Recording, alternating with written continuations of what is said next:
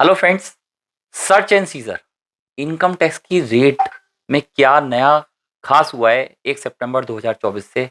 लीजिए दोस्तों, आज समझ लेते हैं कि इनकम टैक्स के प्रोविज़न क्या क्या हैं।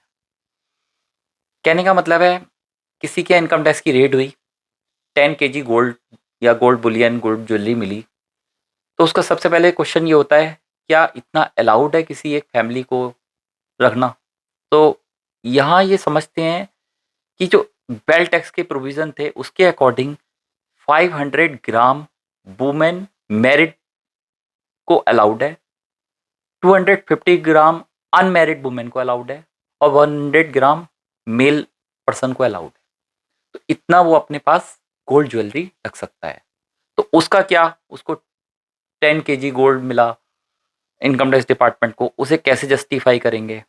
तो ये तो फैक्ट ऑफ द केस निर्भर करता है कि क्या मिला आपके यहाँ, क्या कैश है, कितना वो डिस्क्लोज कैश है, कितना अनडिस्क्लोज कैश है। तो मैं थोड़ा थोड़ा आपको टेक्निकली लेके जा रहा हूँ।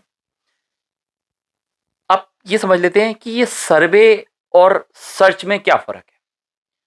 दोस्तों, अगर आपके बिजनेस प्लेस पे सर्वे हुआ है तो वो सर्वे केवल सनराइज के बाद और सनसेट से पहले ही हो सकता है बिजनेस आवर में, और उसके बाद नहीं हो सकता। और वहाँ पर कोई भी असेट को सीज करने की पावर इनकम टैक्स अथॉरिटी को नहीं है। सर्वे के केस में बुक्स को इम्पाउंड कर सकता है, वो भी उसको 15 डेज तक रखना है और उसके बाद अगर अप्रूवल मिलता है तभी रख सकते हैं, अदरवाइज नहीं रख सकते। सर्वे नॉर्मली टीडीएस का हो सकता है, टीसीएस का हो सकता है, किसी भी मैटर का सर्वे हो सकता है। और सर्वे में कोई टैक्स इविजन की बात नहीं आती। तो सर्च कब होती है? सेक्शन 132 में सर्च का इनकम टैक्स अथॉरिटी को पावर है। अगर डिपार्टमेंट को लगता है किसी पर्सन पे 131 का सम्मन इशू करा जाएगा और वो सम्मन में नहीं आएगा या रिस्पांस नहीं करेगा, या 142 का कोई नोटिस भेजेंगे रिस्पांस नहीं करेगा, या 131 या 142 का नोटिस भेजा है और एसएससी ने उसको इग्नोर कर दिया, सम्मन पे गया नहीं डिपार्टमेंट, अपेयरेंस नहीं करी, या डिपार्टमेंट को लगता है किसी पर्सन की पोजीशन में कोई Boolean money jewellery article of things कुछ इस तरीके से उसने कहीं कैप रखे हुए हैं, तो इस वाले केस में विद द प्रायर अप्रूवल जो इनकम टैक्स अथॉरिटी ने अप्रूव किए हैं, डायरेक्टर जनरल ने या एडिशनल कमिश्नर ने, तो उसकी अप्रूवल के बेसिस पे ही सर्च वारंट इशू होता है। और सर्च वारंट के बेसिस पे जो अथोराइज पर्सन होता है, जो इनकम टैक्स के जो टीम होती है सर्च की, वो बिजनेस प्रीमिसेस पे किसी भी समय, रात के समय भी जा सकती है, दिन के समय भी जा सकती है। और अगर आपके यहाँ वो कुछ असेट कहीं और भी रखे हैं तो वो दूसरी प्लेस पे भी जा सकती है। तो वो एक साथ कंडक्ट होता है, बहुत सीक्रेट होता है। तो ऐसा क्या नया हुआ है और 1 सितंबर 2024 से क्या प्रावधान थे, अब क्या चेंज हो गए, ये हम डिस्कस थोड़ा सा करते हैं। बेसिकली 1995 से 2003 का जो दौर था, समय था, वो section 158 BC block assessment type से फाइलिंग होती थी। वो ही प्रोविजन लौट के दोबारा आ गए हैं 1 सितंबर 2024 से। 2003 के बाद 2021 तक 153 एबीसी के प्रोविजन एप्लीकेबल होते थे, और 2021 से 31 अगस्त 2024 अभी रिसेंटली 148 के प्रोविजन एप्लीकेबल होते थे।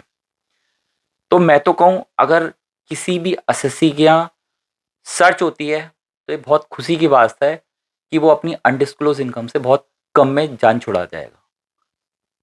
आप हंसेंगे कि इनकम टैक्स की सर्च हो रही है, रेड हो रही है, और उसके यहाँ गोल्ड ज्वेलरी या कुछ बुलियन मिलता है, मनी मिलती है, और वो सब अनडिस्क्लोज है। तो आज की डेट में बहुत एक सुनहरा अवसर है, बहुत कम टैक्स लगता है। जी हाँ दोस्तों, पहले तो मैं बताता हूँ कि ये सुनहरा अवसर क्यों है। सेक्शन 115 बीबीई, अगर आप इस सेक्शन को रीड करेंगे इनकम टैक्स में, तो जो रेट मिलता है आपको 60% प्लस 25% का सरचार्ज और 4% का हायर एजुकेशन सेस। तो इफेक्टिव रेट मिनिमम 78% आता है, जो that can be go up to 102% and 130%। अगर किसी के यहाँ इनकम टैक्स का रीअसेसमेंट का नोटिस आया और इनकम टैक्स डिपार्टमेंट को कोई अनडिस्क्लोज इनकम मिली, अनडिस्क्लोज इनकम कोई कैश क्रेडिट है, कोई एक्सपेंडिचर आपने ऐसे करे हैं, कोई फंक्शन बहुत बड़ा सा पार्टी ऑर्गेनाइज करी और जिसमें सबको एक गोल्ड कॉइन इस तरीके से कार गिफ्ट करी हैं, या कुछ भी ऐसा कुछ आपने कुछ असेट रख रखी हैं जिन पे जो है कभी टैक्स नहीं पे किया, अगर नॉर्मली असेसमेंट होता तो उस पे बहुत ज़्यादा टैक्स लग जाता, मतलब इनकम से ज़्यादा टैक्स लग जाता और वो भी आप छुड़ा नहीं पाते। तो सुनहरा अवसर क्या है, आप पे सर्च हो गई, इनकम टैक्स रेट में आपने डिक्लेयर कर दिया कि ये मेरी अनडिस्क्लोज इनकम है, इस पे टैक्स लगा दिया। तो आपको बहुत क्यूरियोसिटी हो रही है ना कि कितना टैक्स लगने वाला है। तो दोस्तों केवल 60% टैक्स लगने वाला है अनडिस्क्लोज इनकम पे। तो दोस्तों यहाँ पर एक सेक्शन 158 BC है, यहाँ पर कंप्यूटेशन होगी इनकम की कि डिस्क्लोज असेट क्या कौन कौन सी हैं, अनडिस्क्लोज असेट कौन सी हैं। तो दो तरीके से हमारी कंप्यूटेशन ऑफ इनकम बनने वाली है। डिस्क्लोज असेट जो आपने पुराने ITR फाइल कर चुके हैं, कितनी इनकम डिस्क्लोज करी है, तो उस पर नॉर्मली तरीके से इनकम टैक्स कैलकुलेट होगा as per new regime, old regime, या जो भी आपका फर्म या कंपनी है एप्लीकेबल रेट लगेंगे, उस पर इंटरेस्ट लगेगा 234 ABC का। अब सर्च हुई और आपके यहाँ 10 kg सोना मिल गया, तो ये सुनहरा अवसर क्यों है, वो इसलिए है कि इस अनडिस्क्लोज इनकम पर जो आपने अपने पंचनामे में उसको सरेंडर कर दिया, उस पर केवल 60% टैक्स लगेगा एज पर सेक्शन 113, और कोई भी सरचार्ज नहीं है, कोई भी हायर एजुकेशन सेस नहीं है, और मजे की बात कोई भी इंटरेस्ट भी नहीं है। तो हुआ ना ये मजे की बात कि आपने इतने साल तक कोई रोक पालते रहे और आज जाके उसको डिस्क्लोज कर दिया अपने सर्च में, और उस पर केवल 60% टैक्स, 40% आपका अपना, कोई पेनल्टी नहीं। तो कैसे ये करना है, ठीक है, आपके यहाँ सर्च हुई, और सर्च जब होती है नॉर्मली तो उसमें इनकम टैक्स डिपार्टमेंट की टीम आती है, आपके सबके स्टेटमेंट रिकॉर्ड होते हैं, जो स्टेटमेंट रिकॉर्ड होते हैं दैट इज ऑन ओथ, शपथ के तरीके से रिकॉर्ड होते हैं, और जो आपने वहां पर स्टेटमेंट दे दिया वो आप बाद में पलट नहीं सकते। उसके बाद अप्रेजल रिपोर्ट बनती है, जो भी आपका पंचनामा बना, तो उसके बाद अप्रेजल रिपोर्ट बनेगी, डिपार्टमेंट बना के पूरी डिटेल में सारी स्टोरी बना के आपके सेंट्रल सर्किल को भेजेगा। सारे केसेस जितने भी पर्सन मिस्टर ए के हैं या आपसे रिलेटेड मिस्टर BCD के हैं, उन सबका असेसमेंट एक साथ होगा, और उसमें आपको 60 दिन के अंदर ब्लॉक असेसमेंट का रिटर्न भरने को कहा जाएगा।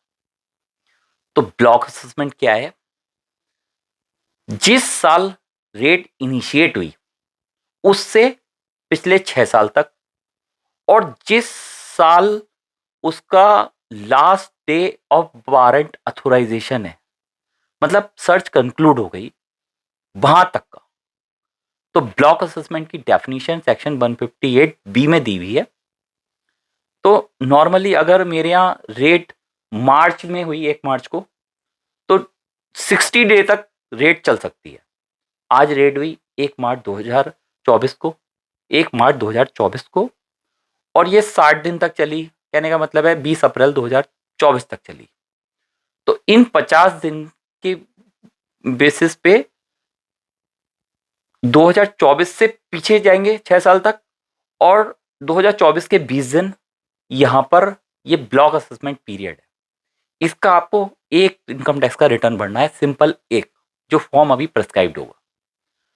उसी रिटर्न में आपको 6 साल की डिस्क्लोज और अनडिस्क्लोज इनकम शो करनी है। डिस्क्लोज इनकम पर नॉर्मल टैक्स लगेगा, 234 ABC का इंटरेस्ट भी लगेगा, और अनडिस्क्लोज इनकम जो आपकी रेट में आपने सरेंडर करी है, आपने बताया कि ये 100 रुपए का 100 करोड़ का कैश ये मेरा है और ये अनडिस्क्लोज है, इस पे मैंने कभी टैक्स नहीं दिया, क्योंकि आपने सरेंडर कर दिया, पंचनामे में अपना ये बयान दे दिए, डिपार्टमेंट ने आपके स्टेटमेंट रिकॉर्ड कर लिए, तो उसके बेसिस पे डिपार्टमेंट अप्रेजल रिपोर्ट बनाकर सेंट्रल सर्किल को भेजेगा और सेंट्रल सर्किल आपसे नॉर्मली ये 2-3 महीने निकल जाते हैं, उसके बाद आपसे 60 दिन के अंदर ये इनकम टैक्स रिटर्न बनाने का एक नोटिस भेजेगा कि आप 60 डेज के अंदर, मैक्सिमम 60 डेज, हो सकता है वो आपको 15 डेज का ही टाइम दे या 30 डेज का टाइम दे, मैक्सिमम 60 डेज का टाइम देगा। तो जो रिटर्न आप फाइल करेंगे उसको ब्लॉक असेसमेंट, ब्लॉक पीरियड की रिटर्न बोलेंगे। उसमें आप डिस्क्लोज इनकम, अनडिस्क्लोज इनकम दोनों का डिटेल देंगे। तो इस तरीके से होता है। हो सकता है कि आपके पास से जो कैश सीज हुआ है या ज्वेलरी सीज हुई है उसके बाद आप पे टैक्स पे करने का पैसा भी नहीं हो, तो जो सीज असेट है उससे भी आप टैक्स की भरपाई करवा सकते हैं। देखिए, प्रोविजन तो कुछ ऐसे ही हैं इनकम टैक्स के, क्योंकि इंडिया में टैक्सेस लगते हैं और हम टैक्स को टैक्स प्लानिंग की तरीके से बचा सकते हैं, टैक्स इवेजन की तरीके से नहीं। टैक्स प्लानिंग क्या है और टैक्स इवेजन क्या है? With in the 4 corner of law, हमारे पे 4 दीवारें हैं, इन्हीं के बीच में रह के हमें अपना काम करना है। अगर हम इसके बियॉन्ड जाएंगे तो वो इलीगल है, that practice is not allowed in the law. तो ये न्यू रिजीम है income tax search and seizure की। जो प्रोसीजर 1995 में एप्लीकेबल होते थे वही प्रोसीजर दोबारा नए तरीके से आ गए हैं। तो ब्लॉक असेसमेंट की बात करी हमने, अनडिस्क्लोज इनकम की बात करी।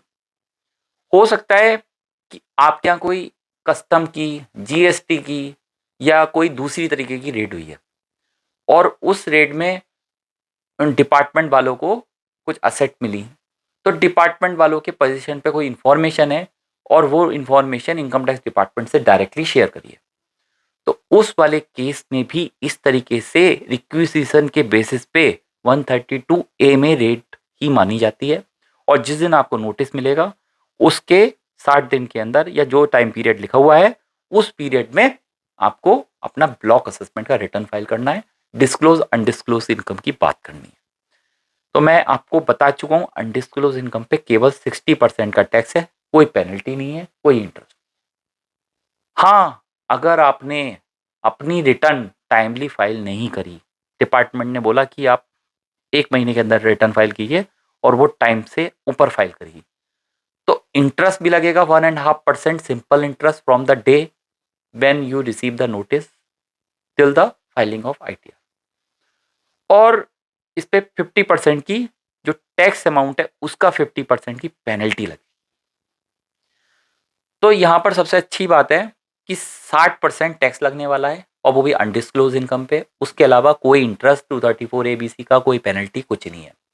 इवन दोस्तों, जो पेनल्टी अगर आपने कोई कैश का ट्रांजैक्शन करी है, कोई प्रॉपर्टी, पेंट हाउस या कुछ भी कार बंगला या कोई बेजल ऐसे कुछ परचेस करे हैं, सब कैश में खरीदे हैं, तो उसकी कैश की भी पेनल्टी नहीं लगेगी। कोई लोन उन कैश वैश में भी दिया हुआ है उसकी भी पेनल्टी नहीं लगेगी। और उसका क्या, जो आपके पुराने असेसमेंट चल रहे हैं, तो जो आपके असेसमेंट चल रहे हैं असेसिंग ऑफिसर के पास 143 के या 148 के, वो सब अवेट हो जाएंगे। और जो आपकी प्रोसीडिंग चल रही है सीआईटी अपील पे, आईटीएटी पे, हाई कोर्ट में, वो अवेट नहीं होगी, वो तो नॉर्मली चलती रहेगी। तो अवेटमेंट क्या होती है? तो लॉ में सेक्शन 158 बीए में एक अवेटमेंट का प्रोसीजर है। जैसी सर्च कंडक्ट कंप्लीट होती है तो उससे आपके जितने भी असेसमेंट चल रहे हैं वो सब खत्म मान लिए जाएंगे और नए तरीके से सर्च का असेसमेंट होगा। और आपने अगर सर्च को इलीगल प्रूव कर दिया, कुछ एनल का आप जो है स्टे लिया है या कोर्ट का कोई वो लिया है कि ये सर्च तो है ही नहीं, ये गलत है, यहाँ पर तो टैक्स इवेजन था ही नहीं, डिपार्टमेंट वाले आए और ऐसे ही चले गए, तो इस वाले केस में वो इलीगल सर्च के लिए जो आपकी अवेट हुए थे वो दोबारा से खुल जाएंगे और वो नॉर्मली तरीके से चलते रहेंगे। अगर हमारा अनलमेंट सेट असाइड हो जाता है तो जो पुराने जो प्रोसीजर थे वो असेसमेंट चलते रहे। तो कहने का मतलब है एक ही प्रोसीजर चलेगा। अगर एक का बर्थ हो गया, सर्च हो गई, तो जितने भी पुराने असेसमेंट चल रहे हैं वो सब मर जाएंगे, वो ये माने जाएंगे कि वो हो ही नहीं रहे थे। और एक बार सर्च हो गई और वो एनल प्रूव हो गई तो दोबारा से वो असेसमेंट खुल जाएंगे। तो ये एक अनलमेंट और अबेटमेंट का प्रोसीजर है। और अगर आपके यहाँ सर्च हुई, उसके सर्च के ब्लॉक असेसमेंट ऑलरेडी चल रहा है, तो वो पहले कंप्लीट होगा तभी दूसरा असेसमेंट शुरू होगा। सर्च दोबारा हुई है उस केस में। तो दोस्तों 60% का टैक्स रेट है। पहले यहाँ पर इंटरेस्ट भी होता था और यहाँ पर अब जो है काफ़ी फ्लेक्सिबिलिटी कर दी है कि अगर आपने अनडिस्क्लोज इनकम खुद ही सरेंडर कर दी और उस सरेंडर इनकम पे हम केवल 60% का टैक्स लेंगे, कोई भी इंटरेस्ट पेनल्टी नहीं लगाएंगे बशर्ते आपने रिटर्न टाइमली फाइल की हो। तो प्रोसीजर थोड़ा सा सर्च एंड सीजर का बहुत टफ है। हो, आप पूछेंगे कि भाई ऐसा क्या है, मेरे यहाँ सर्च तो 31 अगस्त 2024 तक हुई। तो देखिए उसके प्रोसीजर अलग है, वो 148 में प्रोसीजर हो रहे हैं, जिनमें 148 का आपका नोटिस आया है जहां अनडिस्क्लोज इनकम की बात हुई है या कैश क्रेडिट, कोई कैश क्रेडिट इन्वेस्टमेंट कुछ उन्होंने डिपार्टमेंट ने माना है, तो वहां पर हमारा हायर टैक्स एप्लीकेबल होता है 115 BBE के तौर पे। वैसे हमने इस वाले बजट में, यूनियन बजट में, एक अपनी तरफ से फाइनेंस मिनिस्टर को एक रिप्रेजेंटेशन भी भेजा है कि जो 115BBE के जो प्रोविज़न है उनको ख़त्म किया जाए। क्योंकि ये जो सेक्शन आया था 115BBE का, ये लॉकडाउन पीरियड में, वो उसमें डिमोनेटाइजेशन पीरियड में आया था। और डिमोनेटाइजेशन पीरियड में जब कैश नोटबंदी हुई थी तो लोगों ने अपने अकाउंटों में पैसा जमा करा था, तो उस पर हायर टैक्स लगाने के लिए 60% plus 15% surcharge and higher education cess, तो इसलिए मिनिमम 78% मान के जो टैक्स रेट लग रहे थे। तो उस तरीके से कुछ असेसमेंट हुए 148 में, 143 में, वो बाद में सेट असाइड, वो रीअसेसमेंट हुए 263 में, रीओपन हो गए। तो वहाँ पर अभी भी वो अपीलें पेंडिंग हैं, वो विवाद से विश्वास स्कीम में नहीं जा पाए। तो उन लोगों को ये लग रहा है कि जो है ये सर्च में तो बहुत अच्छा प्रोविज़न आ गया 60% विदाउट इंटरेस्ट एंड पेनल्टी। तो हाँ दोस्तों, ऐसा है। कोई भी आपके लॉसेज हैं, ब्रॉड फॉरवर्ड लॉसेज हैं या अनऑब्जॉर्ब्ड अप्रिसिएशन है, उसका आपको अनडिस्क्लोज इनकम से सेट ऑफ नहीं मिलेगा। तो इस पीरियड में जो भी आपकी लॉस असेसमेंट में आपकी अनडिस्क्लोज इनकम है उस पर पूरा टैक्स देना होगा। कोई भी brought forward losses set of नहीं होंगे। वो सेटअप होंगे जब आपकी सर्च कंप्लीट हो गई, आगे वाले सालों में सेटअप होंगे। तो 158BC में आपका ब्लॉक असेसमेंट का प्रोसीजर लिखा हुआ है। अगर मेरे पे सर्च हुई है मिस्टर ए पे, तो 158BC में आपका असेसमेंट होगा। और आपके यहाँ ने सर्च करी मेरे यहाँ, और मुझे मेरे यहाँ कुछ असेट ऐसी मिली जो मिस्टर बी की हैं या मिस्टर सी की हैं, तो उसका असेसमेंट 158BD में होगा। तो यहाँ दोस्तों 60 डे का टाइम पीरियड रहता है आपको रिटर्न फाइल करने का, और जो रिटर्न आप फाइल करेंगे वो 139(1) में ही रिटर्न माना जाएगा। और दूसरा, वो रिटर्न आप बहुत टाइमली फाइल कीजिएगा। अगर टाइमली फाइल नहीं करेंगे तो इंटरेस्ट पेनल्टी लगेगी।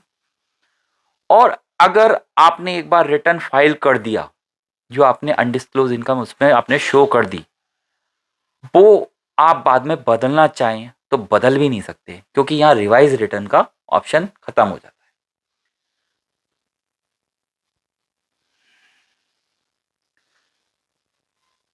नॉर्मली 143(1) जब आप ITR फाइल करते हैं तो वो CPC बेंगलोर से प्रोसेस होता है। इस वाले केस में इंटीमेशन आने की आवश्यकता नहीं है। यहाँ पर तो आपने जैसी ITR फाइल करी 139 में, तो आपका सेंट्रल सर्किल एक ब्लॉक असेसमेंट करेगा और वो 143(2) में ही नोटिस भेजेगा आपको। तो 148 का नोटिस तो यहाँ पर आने वाला नहीं है। तो अनडिस्क्लोज इनकम, अदर पर्सन की मैंने बात करी, तो 158 बीडी में होगी। टाइम लिमिट है कंप्लीशन ऑफ अनडिस्क्लोज इनकम की 12 month from the end of the month in which last of the authorisation of search met. Suppose जो मैंने आपको एग्जाम्पल लिया 20 अप्रैल 2024 तक आपका लास्ट अथोराइजेशन ऑफ सर्च, वहां पर वारंट इशू हुआ है कि यहां पर आपकी सर्च कंक्लूड हो गई। तो इस महीने खत्म होने से यानी 1 मई 2024 से लेकर 12 महीने और जोड़े जाएंगे। 30 अप्रैल 2024 आपका ब्लॉक असेसमेंट का टाइम बार्ड पीरियड है, ये लिमिटेशन ऑफ पीरियड है। और अगर मिस्टर बी दूसरे पर्सन की यहां पर होती है तो जहां पर 158 बीसी का नोटिस मिला है उस महीने के खत्म होने से 12 महीने के बीच में टाइम बार्ड पीरियड हो जाएगा कि डिपार्टमेंट को यहां तक अपना असेसमेंट कंप्लीट करना है। मिस्टर बी के केस में 180 डेज का एक्सटेंशन हो सकता है और मिस्टर ए के केस में, मेरे केस में जो 158 बीसी में जो असेसमेंट मेरा हो रहा है वहां पर नहीं हो सकता। तो एक्सटेंशन तब भी हो सकता है, मान लो कुछ सीआईडी ने या कोई एनफोर्समेंट डायरेक्टरेट ने कोई बेनामी संपत्ति प्रिवेंशन मनी लॉन्ड्रिंग में कुछ मिली तो वहां पर रिक्वेशन के बेसिस पे 132 ए में आपका 158 बीसी में कोई असेसमेंट हो रहा है तो उसमें उनको जो टाइम मिला आप इंफॉर्मेशन डिपार्टमेंट को पहुंचाने के लिए तो वो पीरियड एक्सक्लूड करा जाएगा। तो सर्च एंड सीजर का बहुत इंपॉर्टेंट केस है। आजकल क्या होता है आप कहीं कैश कैरी नहीं कर सकते, रोड पे अगर कोई कैश पकड़ा गया या पुलिस ने कोई कार में या कहीं पे भी आप उसको कैश को कैरी करके लेके जा रहे हैं, कोई एसेट बुलियन ज्वेलरी है वो उसे कैरी करके लेके जा रहे हैं, आप पे कोई रीज़न नहीं है तो वो वहाँ पर आप पे उसका असेसमेंट कर सकते हैं और वो इनकम टैक्स अथॉरिटी को उसकी इन्फॉर्मेशन दे सकते हैं कि आप चेक कीजिए कि ये डिस्क्लोज है या अनडिस्क्लोज है। तो पेनल्टी की मैंने बात करी कि कोई भी पेनल्टी नहीं लगेगी, कोई भी इंटरेस्ट नहीं लगेगा जो सेक्शन 158 बीएफ में कहा गया है। और इंटरेस्ट पेनल्टी तब लग जाएगी जब आपने उसका ब्लॉक असेसमेंट का रिटर्न टाइमली फाइल नहीं किया, तो 1.5% या 50% ऑफ टैक्स अमाउंट पेनल्टी लग सकती है। इसके लिए जो अथॉरिटी है जो competent to make a block assessment वो डिफाइन की भी है कि इनकम टैक्स में कौन कौन अथॉरिटी उसको below the not below the rank of deputy commissioner इसको साइन नहीं कर सकता।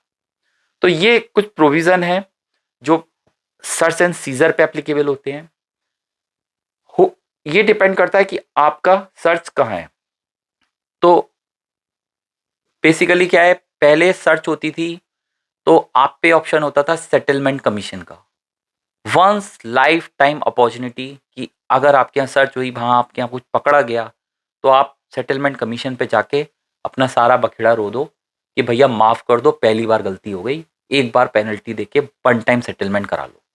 तो वो सेट कॉम ख़त्म हो गया, इनकम टैक्स में अब कोई सेटलमेंट कमीशन नहीं है, जो भी है ब्लॉक असेसमेंट है और इस पर 60% टैक्स लगना है। टाइमली रिटर्न फाइल करेंगे तो इंटरेस्ट पेनल्टी भी बच जाएगी और अपने सारे अगर फैक्ट्स जस्टिफाई करेंगे तो आप पे कोई वो अनडिस्क्लोज इनकम वाली भी बात नहीं आएगी, हो सकता है वो डिस्क्लोज इनकम के चैनल से ही रूट से बाहर हो जाए। 115 BBE के प्रोविजन बहुत हार्श हैं। अगर आप पे सर्च एंड सीजन नहीं हो रही है, नॉर्मल असेसमेंट रीअसेसमेंट में आपकी कोई अनडिस्क्लोज इनकम पकड़ी जाती है तो इनकम टैक्स पे बहुत पावर है। वो 68 में कोई कैश क्रेडिट कैश टाइप की कोई इनकम को इनकम फ्रॉम अदर सोर्सेज मान के या पीजीवीपी बिजनेस हेड के में मान के उस पर टैक्स लगा दे।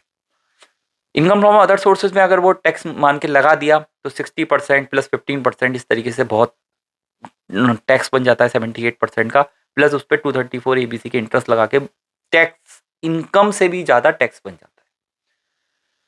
तो दोस्तों ये मेरा एक बहुत इम्पॉर्टेंट बहुत कॉम्प्लिकेटेड वीडियो आप सबके लिए है कि आप अपना गोल्ड बुलियन को कैसे बचा सकते हैं और अगर सर्च सीजर होता है तो इस केस में कैसे आप अपनी इनकम को शो कर सकते हैं। थैंक यू दोस्तों।